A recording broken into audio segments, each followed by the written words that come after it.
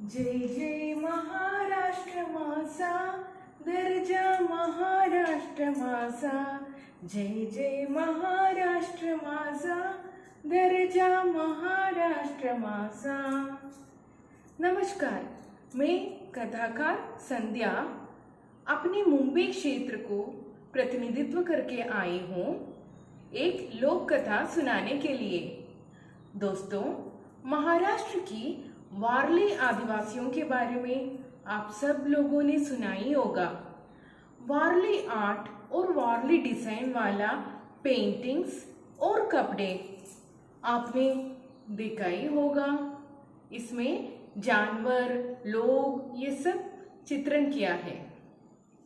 वारली के आदिवासियों की लोक कला और लोक कथा के अनुसार प्रकृति का संरक्षण करना और अपने पालतू जानवर का देखभाल करना इंसान के कर्तव्य ही नहीं बल्कि अपने खुद का भविष्य को सुरक्षित करने का एकमात्र तरीका है.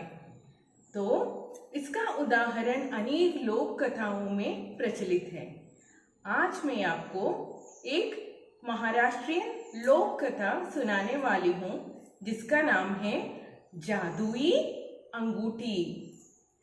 आओ दोस्तों, तुम्हें सुनाऊं प्यारी एक कहानी. इस कहानी सुन के आपको आएगा मजा. चलो सुनते हैं प्यारी एक कहानी. ये कहानी उस जमाने का है तब इंसान और जानवर आपस की भाषा जानते थे और बीच में बातचीत करते थे. वारली गांव का एक गरीब आदमी एक दिन फल और जामुन की तलाश में जंगल से गुजर रहा था. तब उसने देखा कि एक शिकार हो रहा था. उधर एक सुअर का एक शेर शिकारी करने का कोशिश कर रहा था और वो सुअर भाग रहा था. बचाओ बचाओ बचाओ. तो वो आदमी ने अपने हाथ में एक बड़ा सा डंडा था, वो लेके शेर को भगाया. जाओ जाओ जाओ. और वो सुअर को बचाया. तो सुअर ने आके बोला, मैं आपका बहुत बहुत आभारी हूँ, आप मेरे साथ आइए. और वो सुअर आदमी को एक बहुत बड़ा गुफा में लेके गया.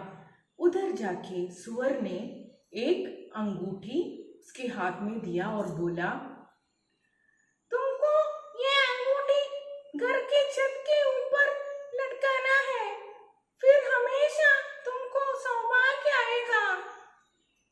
तो वो आदमी अंगूठी लेके अपने घर गया और जैसे उसने बोला घर के छत पर लगाया. फिर क्या हुआ, अगले दिन वो आदमी और उसकी पत्नी नींद से उठे. हाँ, उनके खाली घर में अनाज और दाल, चावल, सब्जियां, मसाले की बहुत सारी बोरियां लगी हुई थी. आखिर वो लोग भरपेट खाना खा सके और अपने पालतू जानवर को भी खिलाया. उनके 2 पालतू जानवर थे, एक कुत्ता और एक बिल्ली. थोड़ा दिन ऐसा ही बीत गया. आसपास वाले, पड़ोस वाले, उनके गांव वाले सबको आश्चर्य होने लगा, इसके पास इतना पैसा किधर से आया. और एक चालाक ग्रामीण ने जासूसी करके पता लगाया कि वो अंगूठी की वजह से है और रातों रात घर में घुसकर वो अंगूठी चुरा लिया. अब बेचारा, उसके घर में फिर से कुछ नहीं था और वो गरीब बन गया था. एक दिन उधर की महिला ने अपने जानवरों से बोला, अब हमारे पास कुछ भी नहीं रहा, तुम दोनों दूसरे किसी मालिक को ढूंढ के जाओ, नहीं तो भूख से तुम भी मर जाओगे. लेकिन ये सुनकर बिल्ली और कुत्ता आपस में बात करने लगे. मियाओ मियाओ, तुमको क्या लगता है इस कष्ट के समय भाऊ, तुमने ठीक बोला। हमको कैसे भी करके वो अंगूठी को ढूंढ के लेके आना है। फिर क्या, कुत्ता और बिल्ली दोनों मिलके अंगूठी ढूंढने के लिए निकल पड़े। गांव-गांव आसपास ढूंढ के एक नदी भी पार करके वो लोग एक जगह पहुंच गए। उधर एक टूटा फूटा घर के अंदर बहुत अनाज की बोरियां थी। ये देखकर उनको समझ में आया कि उसी घर में जादुई अंगूठी छिपी हुई है। लेकिन वो कैसे पता लगाए कि किधर है। ऐसे ही सोचने लगे तो वो घर के पीछे एक आवाज सुनने लगा। उधर चूहों की शादी हो रही थी। तो इनको एक आइडिया आया। बिल्ली ने जाके चूहे दूल्हे को पकड़ लिया। बाकी चूहे मिलकर रोने लगे। छोड़ दो, हमारी दुल्हे को छोड़ दो, उसको हानि मत पहुंचाओ। तो कुत्ते ने बोला, भाऊ भाऊ, हम लोग तुम्हारे चूहे दूल्हा को कुछ भी नहीं करेगी, लेकिन हमको एक अंगूठी ढूंढ के लेके आना है।